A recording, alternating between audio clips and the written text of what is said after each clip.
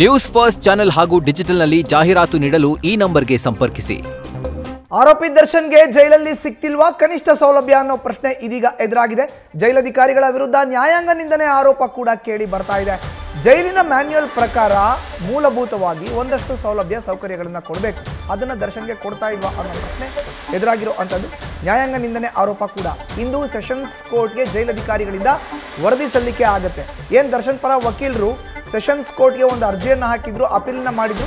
ದರ್ಶನ್ಗೆ ಜೈಲಿನ ಮ್ಯಾನ್ಯುಯಲ್ ಪ್ರಕಾರನೂ ಕೂಡ ಕನಿಷ್ಠ ಸೌಲಭ್ಯ ಕೊಡ್ತಾ ಇಲ್ಲ ಅಂತ ಈಗ ಆ ವಿಚಾರಕ್ಕೆ ಸಂಬಂಧಪಟ್ಟಂತೆ ಜೈಲಧಿಕಾರಿಗಳಿಂದ ವರದಿ ಕೋರ್ಟ್ಗೆ, ದಾಖಲೆ, ವಿಡಿಯೋ ರೆಕಾರ್ಡ್ ಕೋರ್ಟ್ಗೆ ಸಲ್ಲಿಸೋಕೆ ಸಿದ್ಧತೆಯನ್ನು ಮಾಡಿಕೊಳ್ಳಲಾಗ್ತಾ ಇದೆ. ದರ್ಶನ್ ಪರ ವಕೀಲರ ಅರ್ಜಿಗೆ ನಾಳೆ ಜೈಲಧಿಕಾರಿಗಳು ಉತ್ತರವನ್ನು ನೀಡೋರಿದ್ದಾರೆ. ಎಲ್ಲವನ್ನ ಕೂಡ ರೆಕಾರ್ಡ್ ಮಾಡಿರ್ತಾರಲ್ಲ, ಆ ರೆಕಾರ್ಡ್ನ ಸಬ್ಮಿಟ್ ಮಾಡ್ತಾರೆ. ನೋಡಿ ಮಹಾಸ್ವಾಮಿಗಳೇ, ನಾವು ಇಷ್ಟನ್ನ ಸೌಲಭ್ಯ ಅವರು ಕೊಡ್ತಾ ಇದ್ದೀವಿ, ತಾವು ಏನು ಹೇಳಿದಿರೋ ನಾವು ಅದನ್ನು ಕೊಡ್ತಾ ಇದ್ದೀವಿ, ನಮ್ಮ ಕಡೆಯಿಂದ ನ್ಯಾಯಾಂಗ ನಿಂದನೆ ಯಾವುದೂ ಆಗಿಲ್ಲ, ಈ ಅರ್ಜಿಯ ವಿಚಾರಣೆ ತಮ್ಮ ಬಳಿ ಬಂದಿದೆ ಅಂತ ನಾವು ದಾಖಲಾತಿಗಳನ್ನು ಒದಗಿಸ್ತಾ ಇದ್ದೀವಿ ಅಂತ ಜೈಲಧಿಕಾರಿಗಳು ನಾಳೆ ನೇರವಾಗಿ ದಾಖಲಾತಿಗಳನ್ನು ನ್ಯಾಯಾಧೀಶರ ಮುಂದೆ ಇದ್ದಾರೆ. ದಿನಕ್ಕೆ 2 ಬಾರಿ 40 ನಿಮಿಷ ವಾಕ್ ಮಾಡೋಕ್ಕೆ ಅವಕಾಶ ಕೊಟ್ಟಿದ್ದೀವಿ.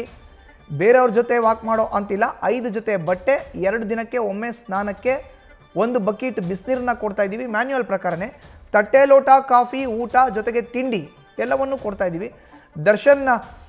ದರ್ಶನ್ ಅವ್ರಿಗೆ ತೆಳುವಾದಂಥ ಹಾಸಿಗೆ ಮತ್ತು ದಿಂಬನ್ನು ಕೂಡ ಕೊಟ್ಟಿದ್ದೀವಿ. ಬೆಡ್ಶೀಟ್ ವ್ಯವಸ್ಥೆಯನ್ನು ಕೂಡ ಮಾಡಿದ್ದೀವಿ.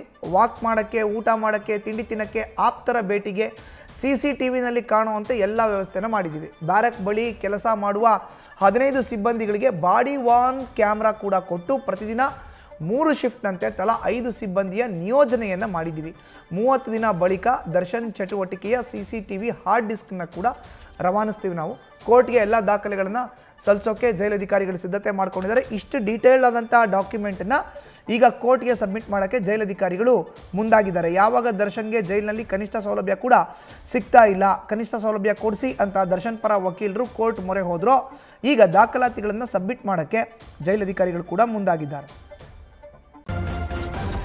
ನ್ಯೂಸ್ ಫಸ್ಟ್ ನಿರ್ಭೀತಿಯಿಂದ ನಿಮ್ಮ ಪರವಾಗಿ.